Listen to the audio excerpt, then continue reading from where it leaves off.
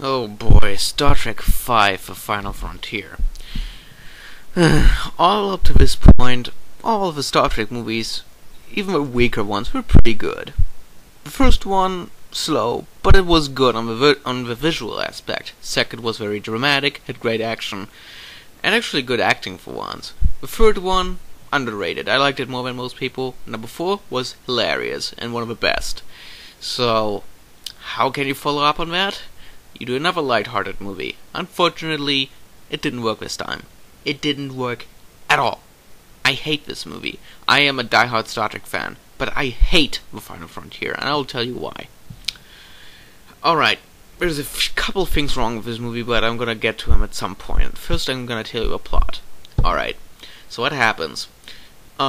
Spoiler, in case you haven't seen the last movie. Again. Kirk has his Enterprise back. Actually, it's not the same, because the last one was completely destroyed. This time it's the Enterprise A, and actually she looks the same as the original, save with a registry change. I actually like that. I like that design. It was a shame to see it go so early, so that is actually good. The movie starts out with Scotty and the rest of the crew having a hard time to get the Enterprise working, because it does whatever it wants. Not even the log recorders work. This is ridiculous. You would think they built so many ships. How can one ship have so many issues? Not working doors, not working logs. They could be glad that the self-destruct doesn't activate on its own. It's that ridiculous. It didn't make any sense. So what happens? Kirk gets the message that there's this planet of peace. The planet of galactic peace, or whatever they call it. Nimbus 3, I think it was 3, yeah. And there was some riot going on there. Okay, so that's plot, and the Enterprise is sent there to investigate and see what's going on and deal with the situation in an appropriate way. Cool. Now, what happens? They get there, and this planet, well, you know, for a planet of galactic peace or intergalactic peace, whatever they call it, there's sure not a whole lot of technology there. It looks like a copy of Tatooine from Star Wars. Now, I hate to make comparisons between Star Trek and Star Wars. I really hate it, but in this case, I can't help but think it. It really looks like Tatooine. It even has a bar, just like in Star Wars, full of weird creatures. The difference is, in Star Wars, it was charming and interesting. Here, it's just desperate. Yeah. So what happens? Spock's half-brother shows up, Cyborg, who of course is also a Vulcan. He has this obsessed idea of a quest for God. I know it sounds silly, but the idea of a quest for God in the Star Trek universe kind of clashes with the whole Star Trek lore, you could say. With Star Trek being all scientific and stuff, and all of a sudden we throw God into a plot. So anyway, I could live with it up to this point, but this is where it really gets bad. So Kirk and crew get down to the planet, and they find Cyborg, and guess what? He takes them hostage. It gets better. They capture a shuttle, and go up to the Enterprise, and guess what? Cyborg takes over the ship. You know, I know Starfleet security usually sucks, but it can't possibly suck this hard. One guy taking over a ship that had like 300 to 400 people on it? Okay, he had a few dozen followers, but really, this is bullshit. Utter bullshit. There's that. Cyborg, of course, tries to convince everyone of his quest, and that all he's doing is just for the greater good and all that. We know that. So, the way he tries that, this is actually one of the few good scenes of this movie, is he shows them their pain. That's what he does. He, like, shows you what your pain is, and all of a sudden you become obedient. It's weird. But it's actually interesting in the way he does it. For example, this is probably one of the better scenes of this movie. We see the birth of Spock.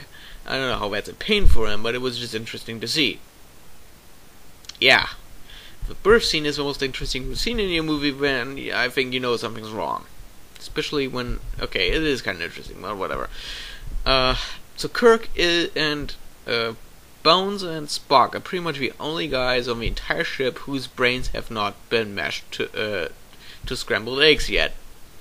So they tried to send a message, but they're being chased off the ship by security, led by Sulu. Yeah, Sulu's also brainwashed, just like the rest of the cast. And there's a scene in a turbo lift, and yeah, Spock has rocket boots in this movie. I don't know where they got that from, but whatever. So they want to use the rocket boots to go up the elevator shaft, or turbo lift shaft. And, you know, I'm all for creativity in movies, and it is a creative scene, I give it that. But I think we all know that the Enterprise is not that much of a huge ship. You know, it's not like the Enterprise D from the Next Generation or anything. But it's like there is the scene where they go up the elevator shaft, and wow, it's just weird as hell.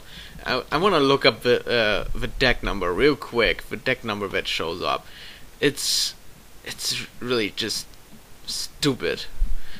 Let me find that real quick. I don't think it's hard to find. No picture. Go figure. Okay, sorry, can't tell you, but I tell you what, it was somewhere around the number 80. I know the Enterprise is big, but it's not that big. She has 20 decks maximum. 80 decks in the elevator in a turbo lift shaft that goes straight up like a skyscraper. That's bullshit. It would stick out of the Enterprise like a sore thumb, literally. So that's one of the most stupid scenes. And guess what? They get to a planet of God that's called Shakare. It's in the center of a galaxy. And guess what? They travel to the center of a galaxy within what feels like hours. Chased by the Klingons. Yeah, there's Klingons in this movie. You didn't know? I don't know why they were to begin with. I guess they just tried to cater on the success of the third movie with the Klingons with the villains. And guess what? They got the same ship this time, again, with a bit of prey. One of the most overused ships in Star Trek history. Sorry. I know it's a cool ship, but it's used way too many times in the movies. And this is not the last time we see it. The Klingon captain in this case is just a young warrior who likes to hunt for sports. It's nothing new. But for a movie? Really? His whole ambition to hunt down Kirk and the Enterprise and to destroy it is just to prove himself. Wow. At least Scrooge from Star Trek 3 had some sort of motivation to get his hands on Kirk. Here it's just a trophy. Yeah, so they get to go to the planet of God, and guess what? It's not really God. It's just another energy being posing as a god. It's not like we had that in Star Trek before. It's only a couple of hundred times we had that. And the Klingons just blast the shit out of it. Actually, Spock does, but you have to watch the movie to get what I mean by that.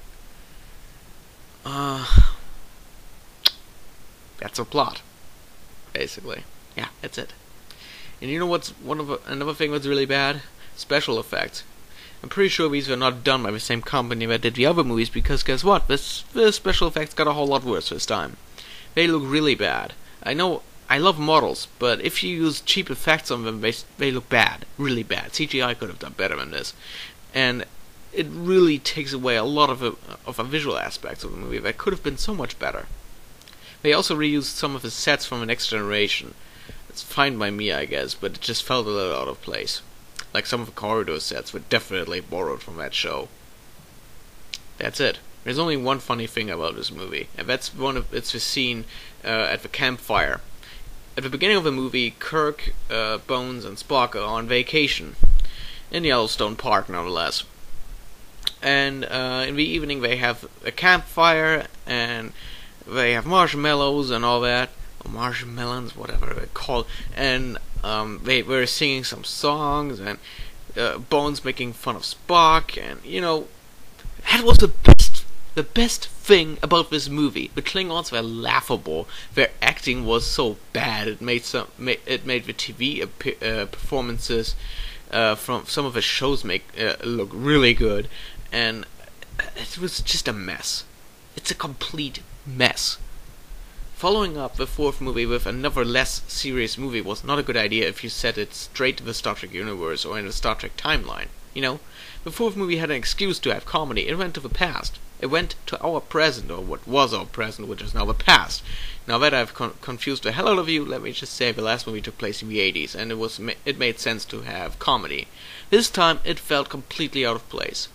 It was completely nonsensical. And for that, I hate this movie. I really do. It's by far the worst of the Star Trek movies. Even as a sci-fi film, it's not that good. It's utterly predictable. It has a bajillion plot holes, and it tries so much. It's so hard to be interesting. But though it has a few good scenes, the bad stuff really drags down the score. So, I'm sorry, this has to be the lowest rating I ever gave to a Star Trek movie. This movie gets a 5.5 out of 10 from me. That is really bad for a Star Trek movie. I would have not rated any of the others this low, but I do it with this one because it has only a few good scenes. It is Star Trek, it's always a bonus, but the bad things really drag down the score by 4.5 points. So, in my opinion, you might as well skip this one and head straight to Star Trek VI, The Undiscovered Country, which I'm going to review next in the series, which, thank God, was much, much better. So, avoid this one if you expect anything good. If you have low expectations, well, I guess you can try it, but don't expect anything great. The acting's not that good either. So, 5.5, that's all I can give it.